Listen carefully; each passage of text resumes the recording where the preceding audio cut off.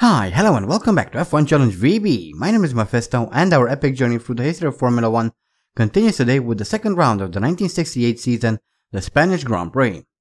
It was held on the 12th of May, it had 14 entries, 13 of them took part in the race with 8 ending up retiring.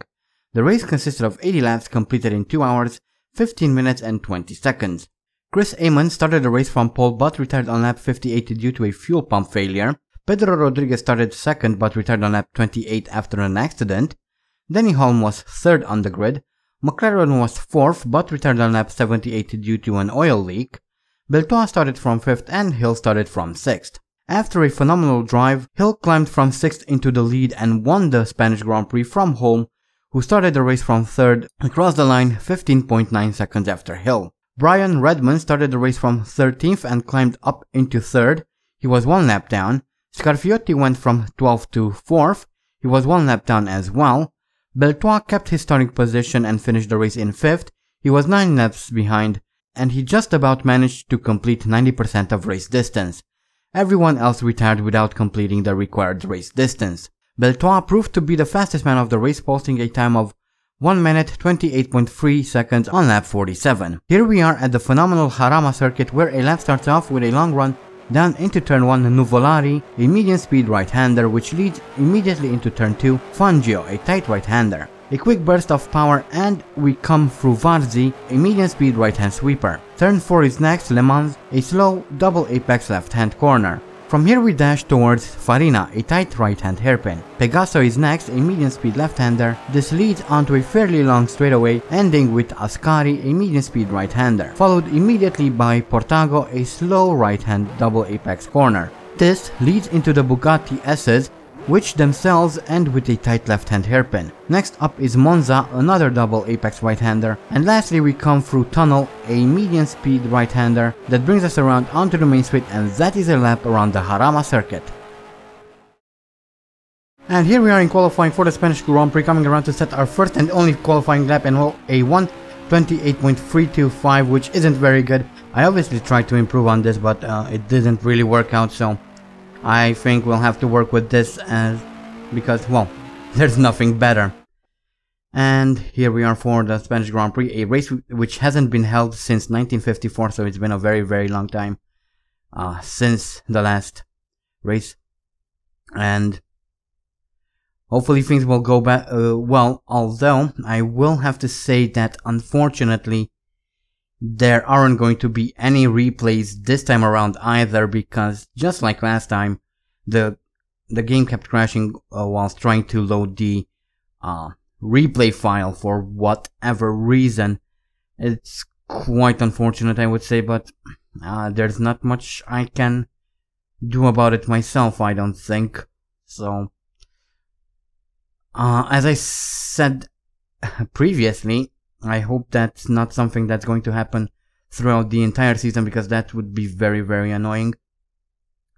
Mainly because, well, replays have been pretty much a central part of my videos and my video making process, so not having them is kind of weird, and it feels like the videos lack something, and well, I'm not very happy about that. But again, as far as I know, there's not much I can do about this.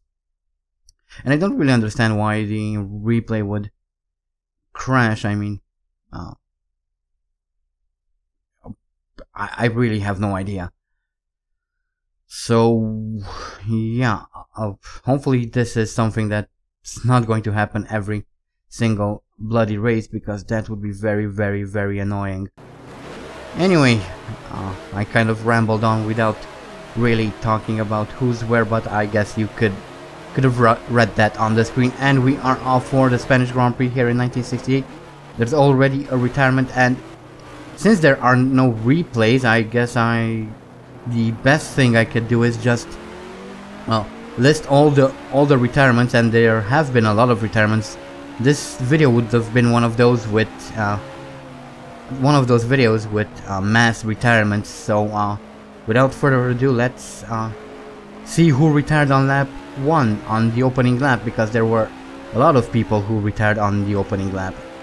including Pedro Rodriguez and Jackie Stewart who DNF'd, Mario Andretti who had a problem with electronics, Eamon with a clutch problem, X who had an accident, Lucien Bianchi and Joe Schlesser who DNF'd, Bobby Unser who had an accident, Kurt Ahrens Jr. who DNF'd, Servoz Gaven who had an accident, Joe Bonnier, Jackie Oliver and Bruce McLaren DNF'd, Jochen Rindt had an accident,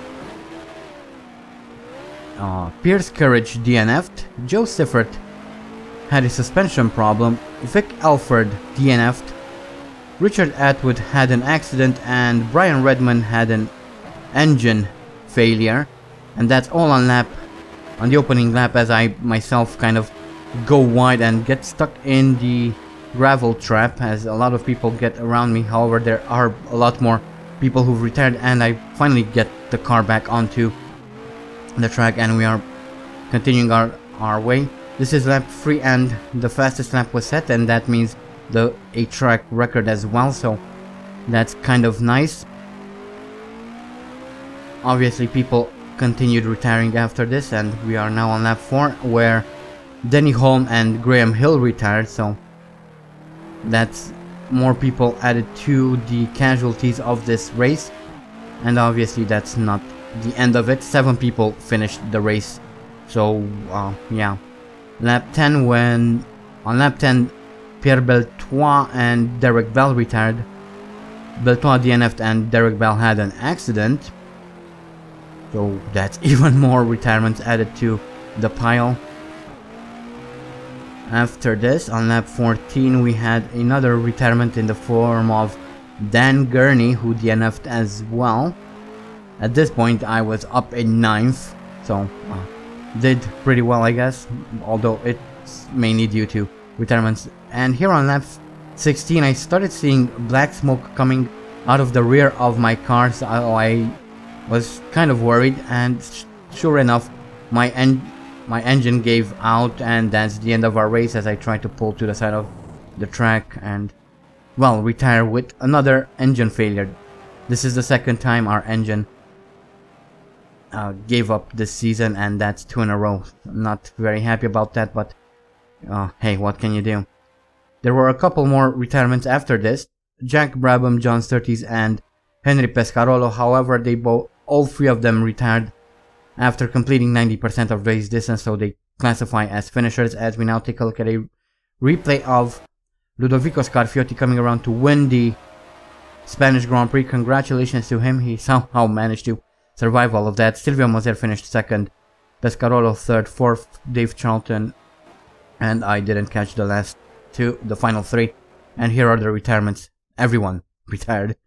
A lot of people. Well, not everyone, but a lot of people. Again, only 7 managed to complete the race, so yeah, not a very good race. And again, I'm sorry for not having any replays, but there's not much I could have done, I don't think. Anyway, let's move on. And here are the career statistics. This was Andy's 163rd Grand Prix. His best start is from first, has 16 pole positions, has set 29 fastest laps.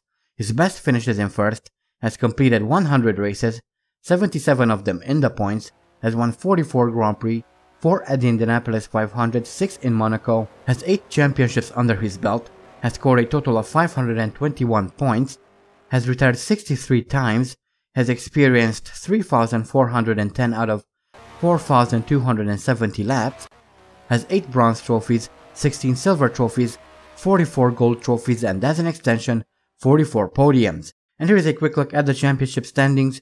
Ludovico Scarfiotti and Jackie X sharing the lead, with Silvio Moser and Graham Hill fighting for 3rd, Henry Pescarolo and Pierce Courage fighting for 5th. The last person with points is John Surtees down in 12th, Andy Higgs is down in 28th, and bringing up the bottom of the driver standings is Kurt Ahrens Jr. down in 37th. So those are the drivers. Let's now move on to the constructors, where we have Cooper and Ferrari sharing the lead, with Charles Vogel and Team Lotus sharing 3rd, Matra Sports and Rec Partner fighting for 5th.